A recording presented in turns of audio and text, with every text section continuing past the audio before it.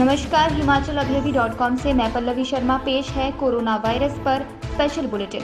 गलवान घाटी में हुई हिंसक झड़प के बाद चीन ने 3 दिन बाद 2 मेजर सहित 10 जवानों को छोड़ा। सेना का कोई बयान नहीं। भारत में 24 घंटे में कोरोना के सामने आए सर्वाधिक 13,586 नए मामले, 336 लोगों की गई जान। रक्षा मंत्री राजनाथ सिंह सीमा तनाव के बीच करेंगे रूस का दौरा। चीनी नेताओं से नहीं करेंगे मुलाकात।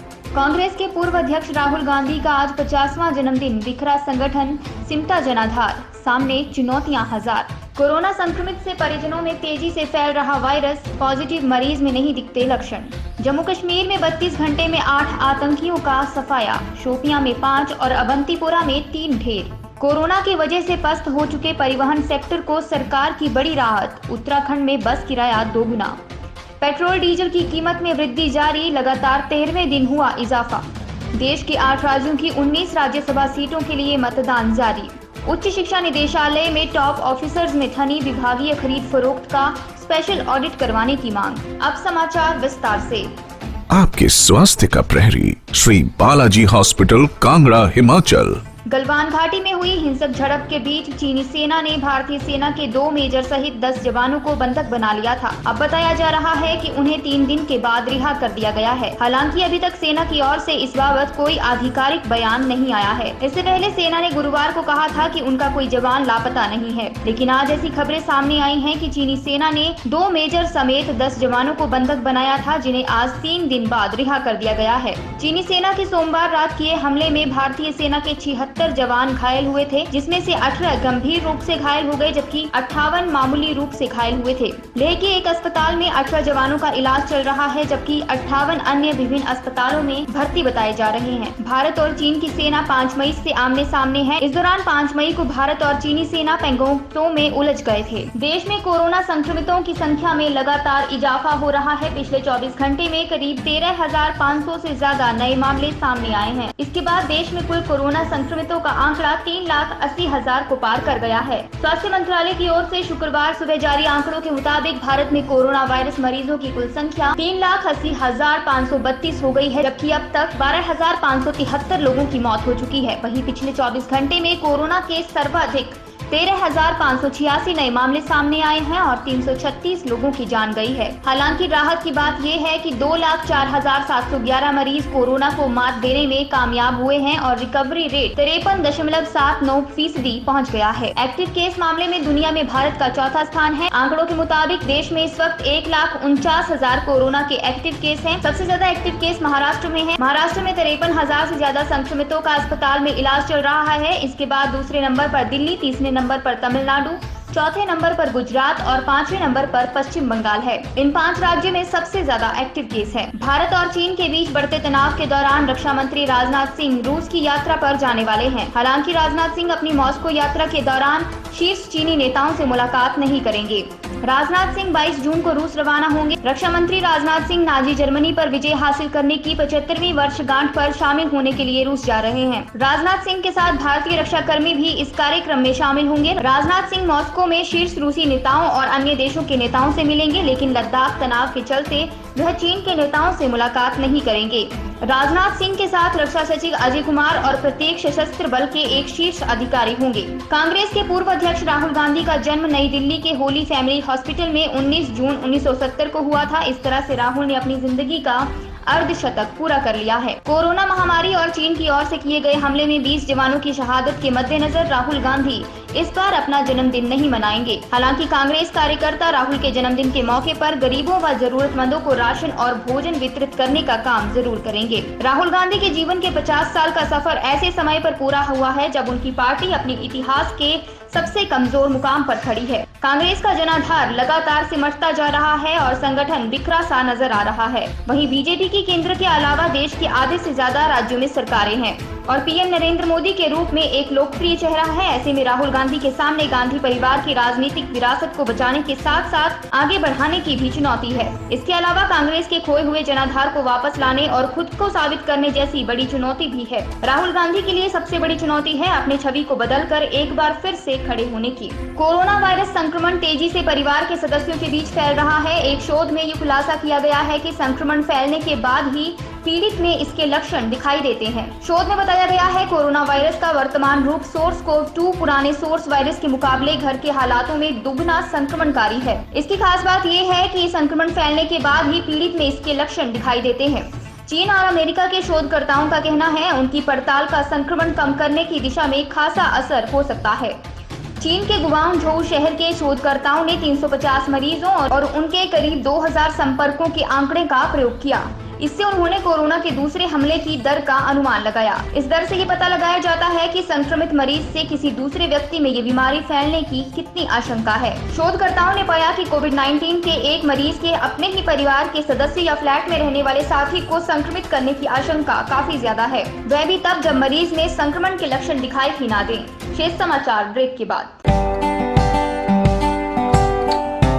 Shri Balaji multi speciality hospital Kangra, जहां आपको एक ही छत के नीचे मिले बेहतरीन चिकित्सा सुविधाएं, cardiology, laparoscopic, general surgery, neuro surgery, orthopaedics, paediatric, radio diagnosis, urology, gastroenterology, ophthalmology, pathology, medicine, anaesthesia और डेंटल जैसी अत्याधुनिक और बेहतरीन चिकित्सा सुविधाएं, 24 घंटे इमरजेंसी सुविधा, 9 बेड के साथ critical care unit, cardiac monitor और डिफिब्रिलेटर्स, सेंट्रल ऑक्सीजन लाइन और वेंटिलेटर सुविधा।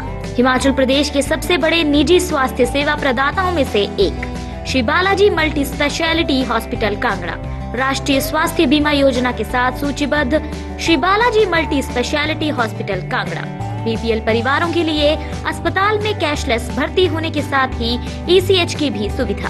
हमारा पता Shri Balaji multi speciality hospital, Balaji Vihar, Ujjain, Kangra. संपर्क करें 9218411108 पर। Shri Balaji multi speciality hospital Kangra.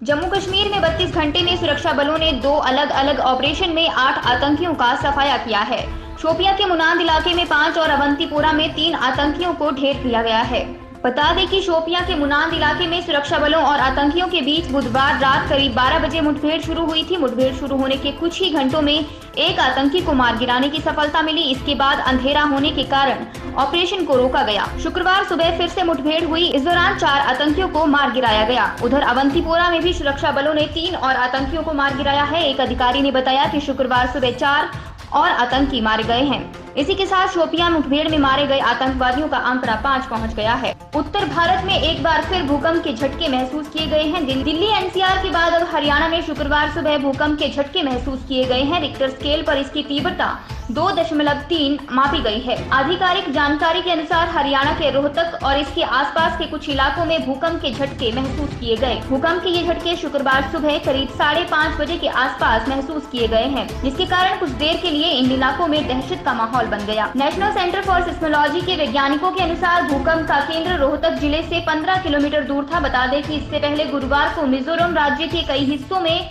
भूकंप के झटके महसूस किए गए थे। इस दौरान इसकी तीव्रता 5.0 दर्ज की गई थी। कोरोना की वजह से पस्त हो चुके परिवहन सेक्टर को उत्तराखंड सरकार ने आज बड़ी राहत दे दी है। सरकार ने कोरोना की वजह से 50% क्षमता पर वाहन चलाने का मानक लागू रहने तक रोडवेज, निजी ऑपरेटर और सिटी बस का किराया दुगना करने को मंजूरी दे दी है। सीएम त्रिवेंद्र सिंह रावत की अध्यक्षता में सचिवालय में हुई कैबिनेट बैठक में ये निर्णय लिया गया। इसके साथ ही सरकार ने फेरी ठेली के जरिए कारोबार करने वाले छोटे कारोबारियों के लिए केंद्र सरकार द्वारा घोषित रोजगार योजना में 2% ब्याज सब्सिडी देने का निर्णय लिया है। कैबिनेट प्रस्तावों से इतर कोरोना संक्रमण पर राज्य की स्थिति और कांवड़ यात्रा के आयोजन पर भी चर्चा की गई।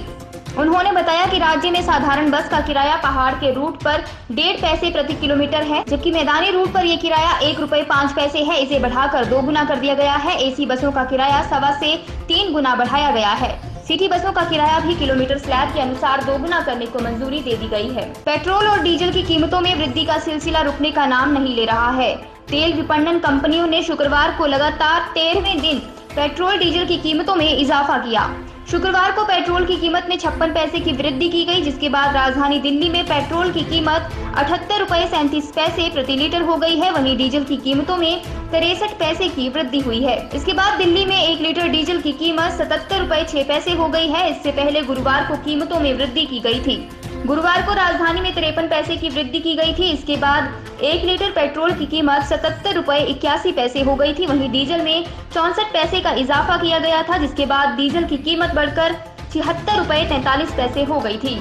बता दें कि प्रतिदिन सुबह 6 बजे पेट्रोल और डीजल की कीमतों में बदलाव होता है। सुबह 6 बजे से नई दरें लागू हो जाती हैं। पेट्रोल व डीजल के दाम में एक्साइज ड्यूटी, डीलर कमीशन और अन्य चीजें जोड़ने के बाद इसका दाम लगभग 2 गुना हो जाता है। देश के 8 राज्यों की 19 राज्यसभा सीटों के लिए मतदान शुरू हो गया है। हालांकि 10 राज्यों की 24 राज्यसभा सीटों पर आज चुनाव होना था, लेकिन 2 राज्यों की 5 सीटों पर बिना विरोध उम्मीदवारों का चयन हो गया है। 19 राज्यसभा सीटों के लिए सुबह 9 बजे से शाम 5 बजे तक मतदान होगा। गुजरात में मातर विधानसभा क्षेत्र से बीजेपी विधायक केसरी सिंह जयसंग भाई सोलंकी एक एम्बुलेंस में विधानसभा पहुंचे। उन्हें खराब स्वास्थ्य के चलते अस्पताल में भर्ती कराया गया था और वे सीधे अस्पताल से यहां पहुंचे। राजस्थान में बीजेपी विधायकों को लेकर 3 बसें जयपुर में विधानसभा के लिए रवाना हो गई हैं। राज्य में 3 सीटों के लिए मतदान हो रहा है। राज्य में इस समय एनडीए के पास 91 सीटें हैं, वहीं यूपीए के पास 61 सीटें हैं। 68 राज्यसभा सदस्य ऐसे हैं जो किसी भी गठबंधन का हिस्सा नहीं है। हिमाचल प्रदेश के उच्च शिक्षा निदेशालय में अतिरिक्त शिक्षा निदेशक व उच्च शिक्षा निदेशक में ठन गई है।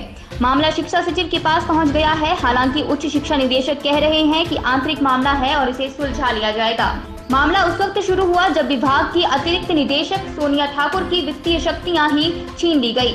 इससे नाराज होकर अतिरिक्त निदेशक के पद पर तैनात एचएएस अधिकारी सोनिया ठाकुर ने शिक्षा सचिव राजीव शर्मा को लिखित में शिकायत भेजकर विभागीय खरीद फरोख्त का विशेष ऑडिट करवाने की मांग की है। सोनिया ठाकुर ने शिकायत पत्र में शिक्षा निदेशक पर उनसे कार्यभार लेने के बाद किसी अन्य विभागीय अधिकारी की देखरेख में बीते दिनों करोड़ों रुपए की खरीद फरोख्त करने का भी आरोप लगाया। उन्होंने कहा है कि उच्च शिक्षा निदेशालय में प्रशासनिक और वित्तीय शक्तियां संयुक्त या अतिरिक्त निदेशकों को सौंपी जाती रही हैं। एचएएस कैडर के अधिकारी ही इन शक्तियों का प्रयोग करते आए हैं, लेकिन वर्तमान में उनसे ये शक्तियां छीनकर विभागीय अधिकारी को सौंप दी गई है। खरीद फरोख्त कमेटी से भी उन्हें बाहर कर दिया गया है, जबकि जैम पोर्टल पर वह ही पंजीकृत खरीदार हैं। इस बाबत उच्च शिक्षा निदेशक डॉक्टर अमरजीत कुमार शर्मा ने बताया कि अतिरिक्त निदेशक को अगर इस बाबत कोई शिकायत थी तो उन्हें बता सकती थी। ये विभाग का आंतरिक मामला है, इसे जल्द ही सुलझा लिया जाएगा। इन्हीं खबरों के साथ कोरोना वायरस पर स्पेशल बुलेटिन यही खत्म होता है। हमारा अगला ऑनलाइन रेडियो बुलेटिन सुनिए शाम 7:30 बजे। तब तक के लिए नमस्कार। आपके स्वास्थ्य का प्रहरी श्री बालाजी हॉस्पिटल, कांगड़ा, हिमाचल।